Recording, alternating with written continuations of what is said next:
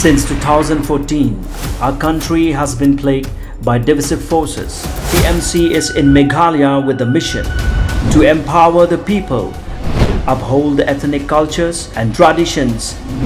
celebrate the sacred land. To oust the proxy BJP government from Meghalaya,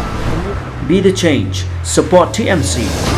by calling on 96877 96877. Kaseng Hinyotrap Integrated Territorial Organization lane hito Eastern Zone Ribhoi District. Haka arpun riu tarik unai lor kalalit banjurep yaka surok PWD kabasdang nadu lat umkti kabalit syadu nonglum kabahapapo ka umroy constituency. Hakati kajing jurep kidkhot jong kaseng hito kilalap ika jing bombiang ka rukam pentrei yakati ka surok PWD. Hakaba kinala tuj umru lane ki side drain kimbiang kabala syutrei torti tangkat bandam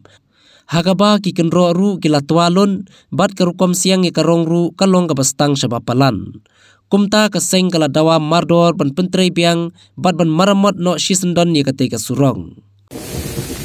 ina kalyang jong kaseng hito Eastern Zone yuan ban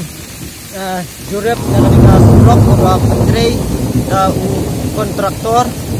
lengba kajing yo jing ujor jong ini lagi nong snong bakadon hapdeng jong kajing bom bet bom biang nadu gat wall penyu I ni bawa kelam no ki side drain kilong ki bom biang ban bet bat dakawan dakajing wan ban jurep kajing I deki dalak ki jong ki khmat ni bu kajing kerpat sya ki badai ban trei ki ya kontraktor maun pentrei biang saisian ya ka hak nang bakan long ka jing mentoy yang i ki nong song snong ka dong bakathan chini ki bapendon kam ya ka surok niwan hang ne banjurip yaw ne surok ubana po umkti syadu syanonglom ni isu sisa yaw ne surok hakaba kontraktor uklam pentrai bhai ka nek surok katkum ka jingpei bat ka jingmi jongi menta sngi habang niwan jurip yaw ne surok ni isu bun ki jigduna hakaba yaw surok ru klam pentrai bha ni I bagi gat wall ro kamlong kataga